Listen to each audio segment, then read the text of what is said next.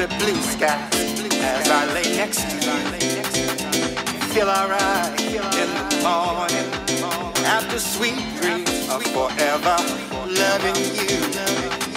Fun days living on the edge of night, dancing and laughing. Yes, I feel alright. So good, feel alive, feeling free. I'm really feeling alright. Feel alright. Feel alright. Feel alright. Feeling so good. Feel alright. All right. How's it going, y'all? This is another we got a little making of the track, which is on the YouTube channel and whatnot, and just talking about the process of what I did within the track. And it seems that this is getting a little traction on YouTube, which is pretty cool, so I'm just going to continue doing this. I had just come back from IMS, which is like one of the first time I've been to this conference, and it was a great experience because I'm also in Pete Tong's DJ Academy and was also in the Feature Talent Awards, being the top 10, which was cool to have even the recognition to be recognized by all the top teachers within the school, such as Pete, Tasha, Adam Brer, Nicole Madaver, Carl Cox, and Pete. Yeah, it was pretty surreal experience to go there for the first time, and just even trying to take that in was it a little hard, but was really cool and whatnot. And yeah, this record here is Feel Right with Billy Newton Davis, which is a remix off of the album Art of Tones. It's also available on Beatport for pre-order, as some other records are. I'm going to be busy making a lot of content today, as getting back from a brutal 2-day travel from Ibiza just to get back home. Kind of means something that I need to go move more in the globe, in Europe, in that area. But yeah, let's start with the usual. As most of you folks know, what I do with most of my productions, and I use SSL summing mixer. Let's pull up the screen now. The show. I use like an SSL summing mixer, which I have an 8-channel interface along with my Apollo X8, which I spit everything into the SSL summing, which are some VCAs from an SSL console, which goes into the Apollo X4 to print the mix. And yeah, it just gives color. I'm really wanting to, as I get into this nerdy gear talk, I'm really wanting to get like something to do with like a Neve and another interface to stack more channels in general, to give more control and push the harmonic distortion levels within the summing mixer, with giving maybe the kick its own channel and the bass its own channel, just to warm things up, because I had got the Euphora mixer back there, if I'm saying it right, but the Alpha Theta mixer last Tuesday or so, and having the Neve transformers had kind of given me like this bite to all of a sudden switch summing mixers in general, because the sound of Neve is just really amazing and cool within that. So I'll start with like the analog settings first that went into like channel 1 and 2, which is like the kick and the bass of the SSL VCA. And just really, this is like a pull tech just to add in the color of the stuff, the basically the kick and the bass. And I think the snare lives in there too, so I'm basically kind of just giving everything like this nice little slope with it. TBD gain, 400 kilohertz, like low mids area or so. Brazing it and then bumping it down 1 dB, and it's kind of like teeter-totting a smiley face in general. If I'm explaining things wrong, whatever. Sounds good at the end. This track was produced like 2022, and I had revisit this in 2023 to remix it. I mainly did it because a majority of the remixes of the packages, I can at least play one song, and it's just like some other remixes I didn't really want to play, but I'm sure they've interested other people, so which is why I made a remix of it again, just to have interest in playing it when I do my gigs. But yeah, so on and so forth. Back to it. Boosting things at 3 kilohertz, which is just more something like a frequency that your ear is really attuned to, that you're going to hear a lot. And things could be quite annoying if you play with that area a little too much. And then we're cutting it back at 2K. So I'm just gaining it like 1.5 dB or so. And then we're teeter-totter. We're kind of kicking it down on the 20 kilohertz region, which is really something we're not even hearing, but it's still touching that broadband over there, I would think, a little to kind of to pull it down a bit. I'm unsure, but if not, whatever. If what I'm really doing there is like just shaving some signal out to give more room for other things to breathe. So yeah, that's like channel 1 and 2, but we'll go mainly to like the main mix. I had kind of done this. If you look here, I kind of reprinted stuff because the plugin was doing like a pop in general with some of these, with the tool room plugin that I was having, because it's like I would cut off everything with a certain effect, like right here, if you listen.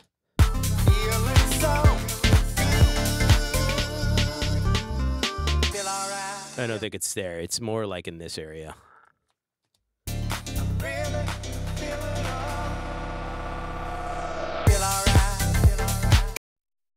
Like this is check. So this is like the tool room plugin Infinite, and I'm basically using like a preset called Glacier. A preset called Glacier that's here's what it's doing if you take a look.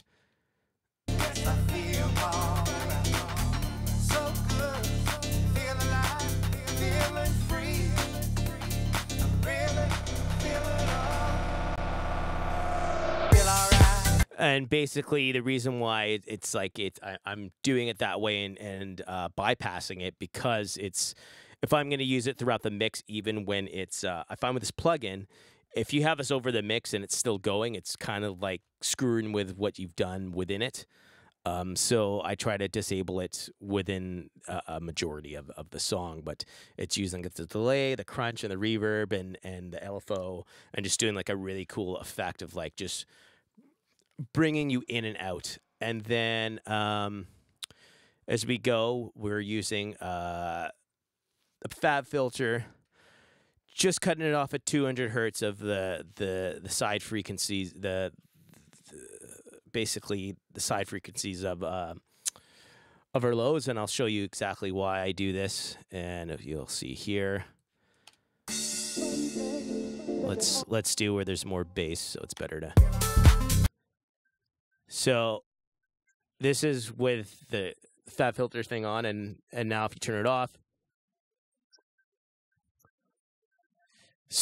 so basically in using that, you're taking out the side signals of the bass, so you're giving your other frequencies like your piano and all types of stuff more room to breathe and to make everything sound good. My nose always gets super itchy when I'm doing this, which it's annoying. I guess this mustache of mine's starting to grow or something like that. But yeah, that's what that's doing. And then I use a thing called Sephora, which is giving everything more of a 3D type mix. Let's turn the levels off first. So as you see here, there's like more of a 3D mix.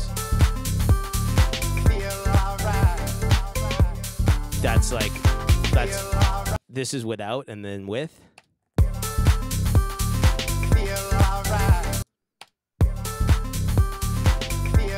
and you can see a lot of it. A lot of stuff is missing. Is missing from just how it sounds all wide. Also, I didn't master this track. I'd handed this over to Tom Frampton in the UK, and always does a great job on stuff to as to what I've missed. And usually someone that'll mention when Jesus Christ, when I'm doing something, something's wrong with the mix in general or something like that. And then I'm using the Magma. This is like a really good. It's like been so long since I've sat up in my studio that I don't even know certain terminology. But this is basically giving like a certain harmonic distortion. But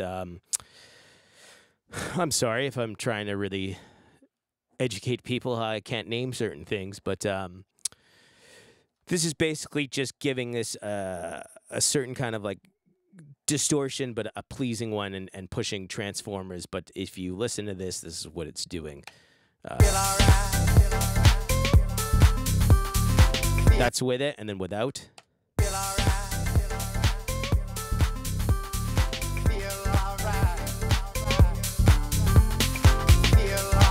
So using this is like the blood and guts of the whole track in general.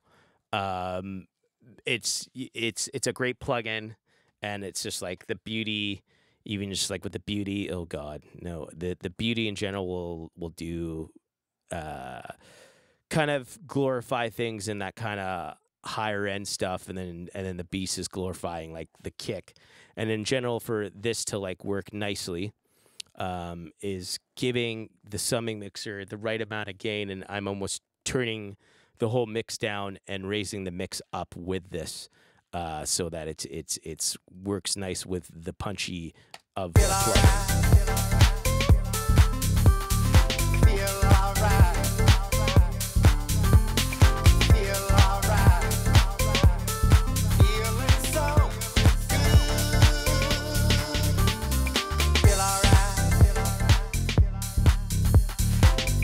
Yeah, and that's so example. And if like if things are getting really too hard, you use like the bass to relief to like kind of tune things down. But this is something that I used before Bass Room, which is like I call it like the hack fixer.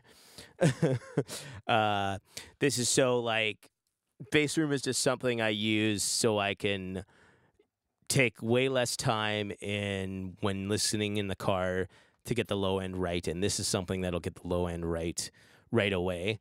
And then I use let's see, Mix Room. This will help just kind of correct, and it looks like it's doing a lot, and it actually really isn't. From what they say, it's not. Yeah, and I mean here's the difference without it and with. So here's without.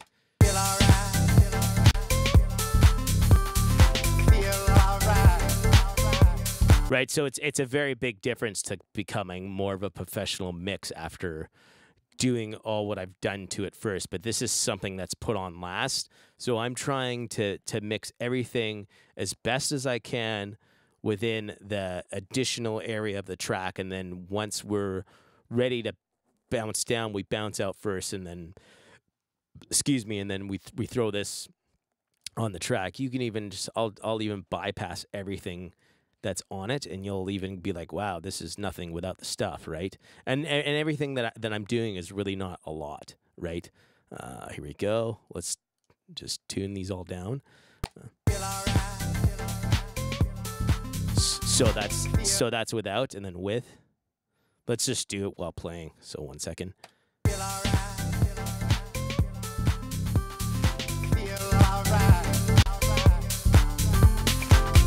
Right, and the Magma thing is really turning the mix up a lot, and because I've turned it down initially with the summing mixer. So now I'm just gonna mute this, and we're gonna go like within the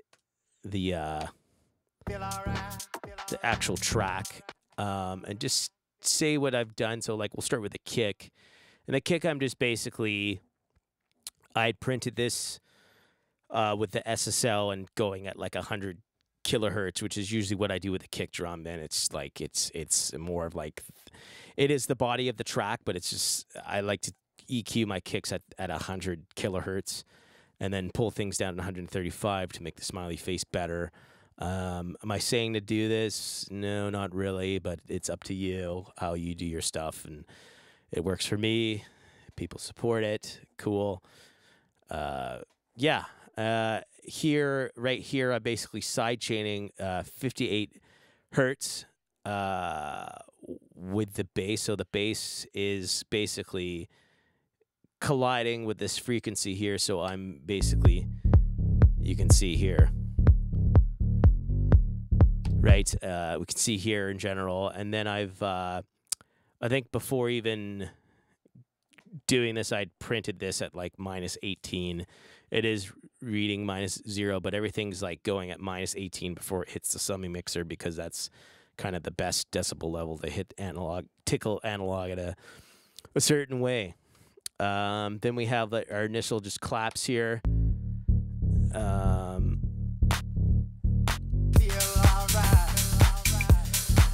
And they're just like claps from probably Splice most likely. And then I'm using these kind of off-time claps that are from Vengeance packs. Right. And they're just there to just give more initial groove. But what I basically did was, you know, just hump things up to give it more like body, and then pulled certain things that didn't need to be there. Then pumping everything up with analog plugins. I tend to like to cut everything with FabFilter, and then either pull in some analog emulation plugin to give the tone that is much deserved, and I feel it like colors the mix differently, rather than using these FabFilter EQs to boost things. If I'm wanting to do a quick job, then yeah, I will, but I just find it's better to use these plugins, and it's basically laying less processing off the computer, because I have the chips within the Apollo equipment doing all the heavy lifting, which frees the computer from working better with plugins that have to be used with the computer. And then we're just using the LA2A just to compress things. And it's kind of almost the bass area of doing the same thing almost, but giving the EQ a little different flavor. And the Harrison console is something that was used on the Thriller record, which is why I do like this plugin, because the Thriller record's a good record. Yeah, and it's basically kind of, I'm obviously choosing different EQs, and I'm not going to really discuss that, but it's all different settings, but using the same EQ, and then using the same thing here. We go to the hat, which is pretty much nothing spectacular, just cutting frequencies out and low end that doesn't need to be there, so the kick breathes, right? And, you know, that's it, right? Taking out like harsh things just so things can breathe, and then kind of giving it more of a wider sound within, and just panning things at about 30% within. It's like, the way I look at it, you have a stereo image to work at that looks like this, and you're kind of panning things within the picture. Almost like kind of like you're listening. Think of a band in a room and where things sit.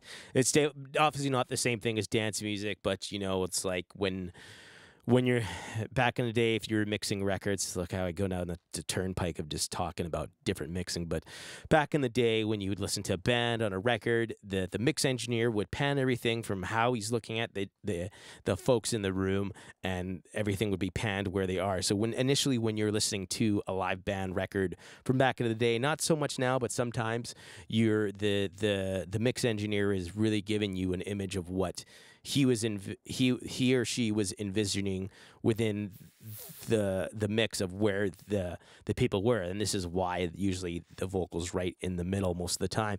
Even if you listen to old records, I can't really give an example, but you could almost hear some vocals pan to the bit because they weren't standing in that part of the room, right?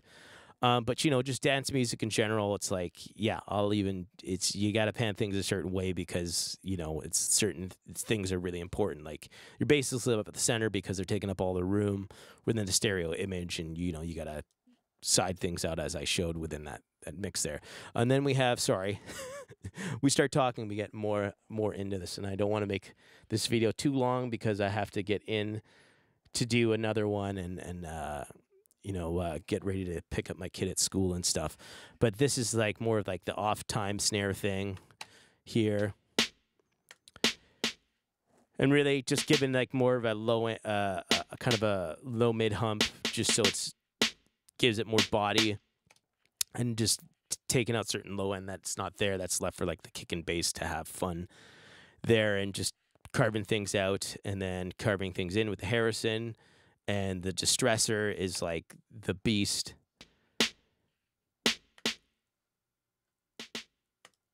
And I'm using basically like a preset called Crack, which is used by an engineer. I don't advise to use presets for everything, but some things I know just work with what it is, and then either I'll go in and jerk things back a little. Jerk. Then we just have like kind of like a... No idea why I used... It's kind of like a certain ride, but it's rather interesting choice, but yeah. Feel alright, feel alright,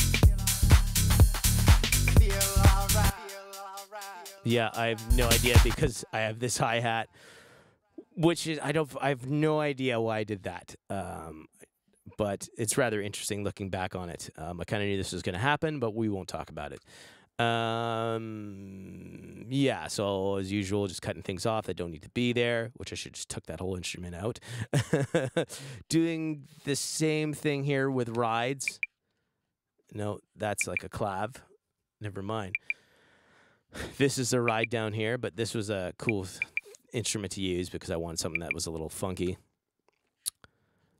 And then we have the rides.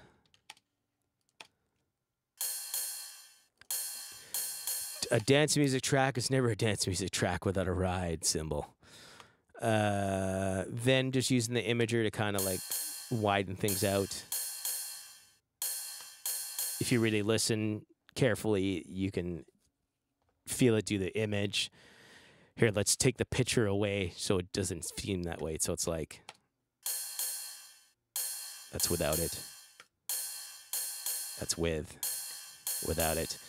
I mean, you're really going to hear this if you're listening to on like a really good set of headphones and your studio monitors at home. If you're listening to this over a phone, then it's not going to be that great. Or you're not going to hear like the difference in things unless you got like dog ears. Yeah, you got dog ears and you're the best mixer in the world. And we just had drum loops. And, you know, not really doing... This is just giving it more swing. Right. Right. And just leaving, you know, less work for me to do to build a groove. And it's just faster to do. And it's cool to just sit under there. Then we have another drum loop that's just like kind of cutting out again, like more stuff. Right. And it works nice for like using intros and just make intros so boring. I find like, you know, some producers will just use like a kick and a hi-hat in an intro, and it's kind of boring in a way. I mean, it's cool when when you have records to mix in with it. It's cool, but I know this is just something that I saw, like, as I probably said over and over again, like Avicii do in like Future Music magazine. I don't even know. I'm sure that magazine's still around on YouTube, but that's mainly the bread and butter what I used to watch when learning to produce, and I've just seen more and more producers do it. Some of my favorite ones that I can't name off the top of my head because there's so many out there. Yeah, so here's like another drum loop, right? And you can like even just feel it adds more to like the drums itself when adding like more layers to it, right? It's like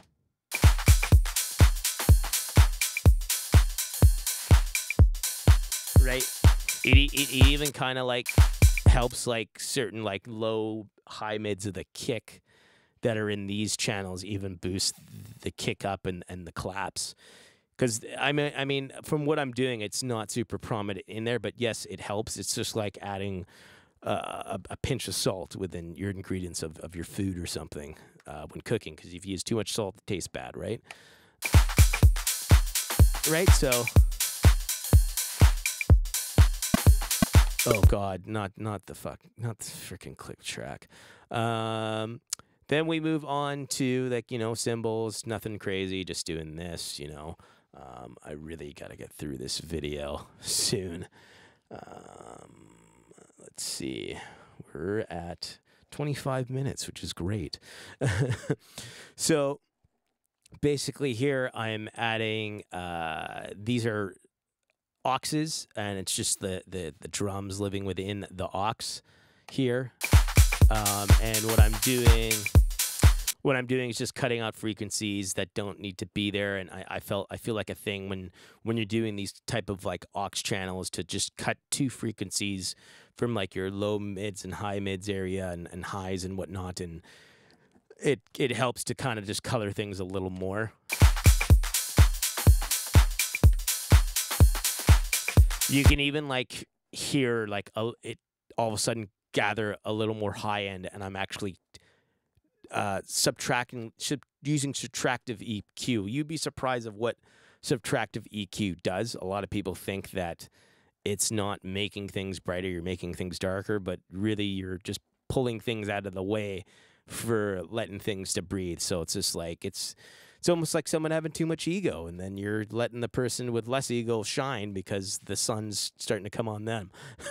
A bad example, but yeah, like in general, that's kind of it. Yeah, you can just like, you can almost hear like the cymbals get a little more crisp, crispy, and then we have the here's me just being a total hack of using like a drum bus to you know, color it up. You can even listen again.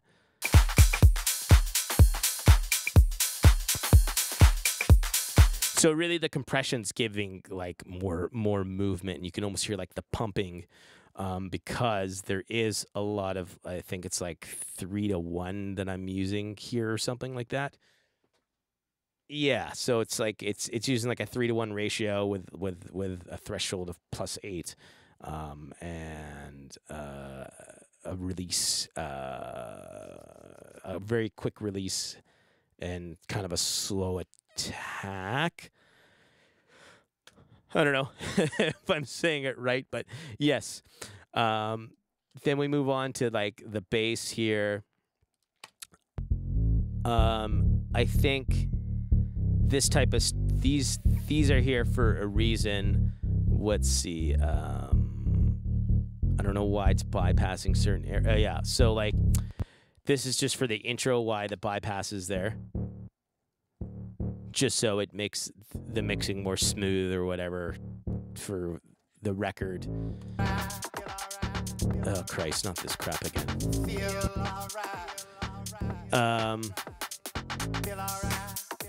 Yeah, so I'm using that just basically with the intro of the bass. Then we're using like a little bit of drive to distort the intro, because I don't think it's used here. Let's see. Yeah. Yeah, so I use that because it just kind of sounded cool.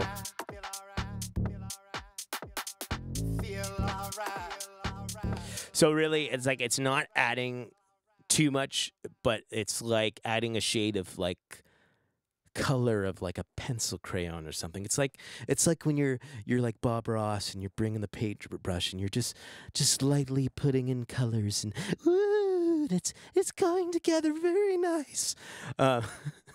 Like Christmas. Yeah, so like just coloring things there up a bit, and then using like the classic M1 organ, and yeah, I can never get over using these sounds because they're just so dope.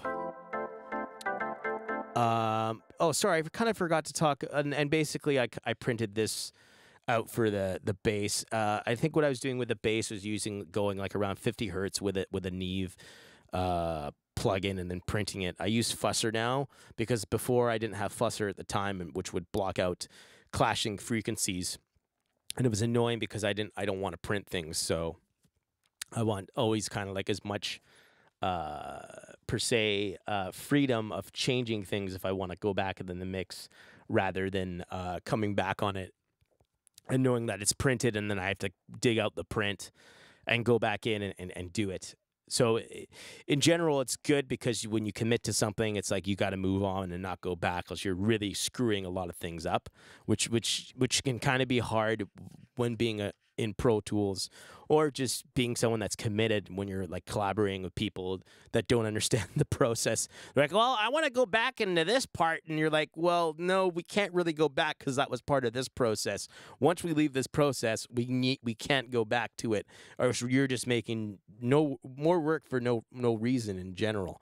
Yeah, this is why like I'm totally against like certain things when you submit a track to someone and they're like wanting you to change something, and like you've moved on from the project and you've erased it, because I don't like hearing songs a million times.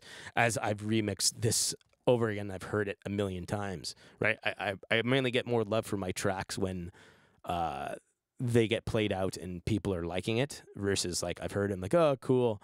Let's hurry up in general, because we're kind of on like a strict time, right? 30 minutes down the tube, and yeah. Yeah, so here we have like the organ, yeah, like I'm saying, and then we're using the, let's see, we're using like kind of like another thing from the API, and just, let's see, we're kind of boosting, not touching anything in 300, 700 kilohertz region to 5K region 4, so it's just kind of like more like a smooth, and that's it in general. Yeah, I'm not using any of the compressors, just the EQ, and then the compressor I'm using here is the Fairchild, and then we're just using the ozone to width things out, and I only have things panned at 60% in the stereo width area. Then we have stuff like here, oh Christ. What do we got? Not good.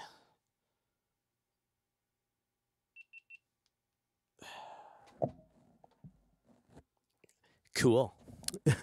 Little malfunction, but we like to make this thing raw and uncut, right? Yeah. Then we're using like the oral exciter, which is just kind of just giving it more tone. And I think it's just like the secret weapon and end all be all of plugins for bringing things out, especially like kind of like keyboards and all that other mumbo jumbo. And then we have the strings, which I'm doing really nothing crazy, but adding like LFO and side chaining, and just bringing everything into the in instrumental comp and just carving things out. Because I felt it didn't really need much. And then we move on to like the piano, which is like really cool in the breakdown. And oh, that's more like the more intro breakdown, kind of like cool like ballad chords. And here I am using the EQ, and I think this is just me going, I want to finish this as soon as possible, maybe.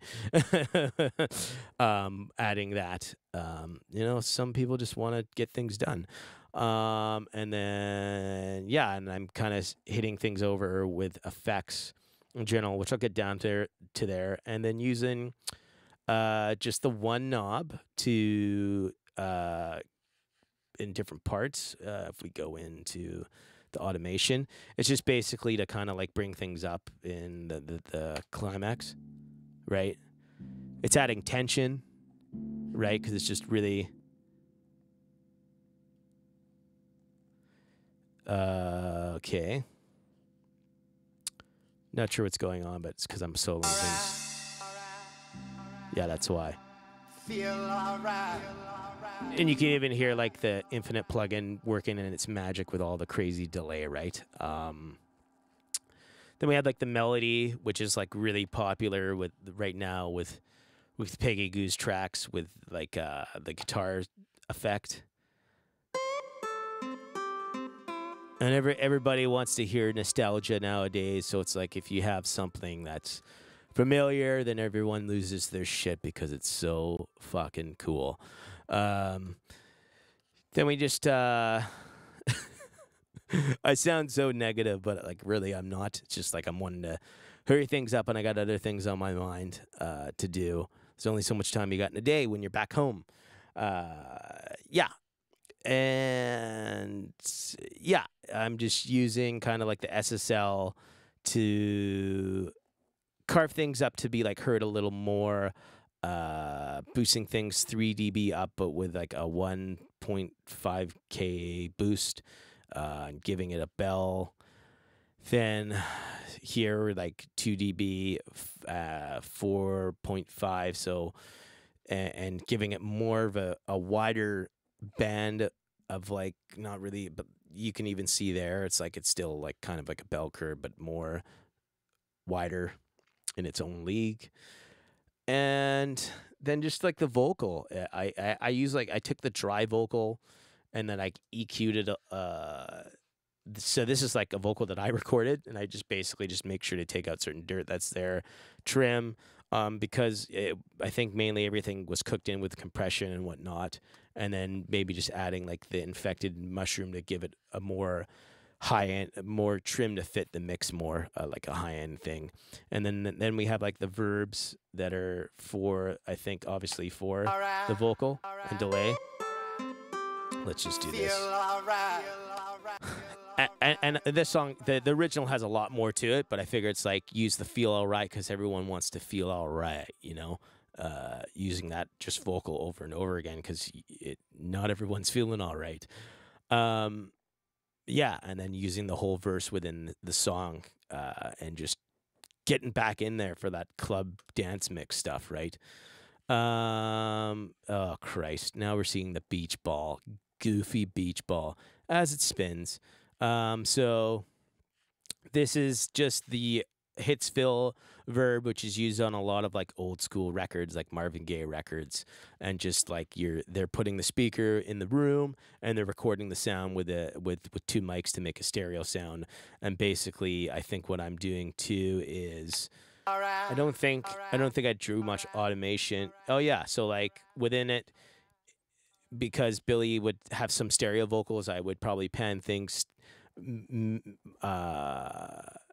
Yeah, I think I probably did it. So I don't want to go too crazy into it since I've only got so much time. But usually, a lot of the time using this plugin, I would kind of like, if it's one vocal, I keep it in the middle of the room, and then when it's harmonies, I would pan everything out to give you more of like a lush feel when things are coming in, and then using a delay, a chord, just 1 second, and more delay on the guitar, and the piano has like a plate on it and compression to smooth things out.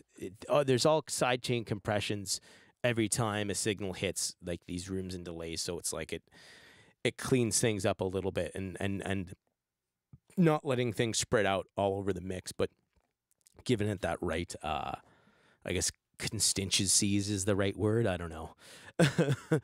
But yeah, and then everything goes into an instrumental compression, and I kind of do like I was explaining here with this one, that the same thing, but this one went a little overboard, but that's fine because there was probably more things that were conflicting within this area that shouldn't be there. And then we're using like a stereo bus compressor with the Manley, which is a really great compressor, which is used in mastering too. I just think it's cool to use for like an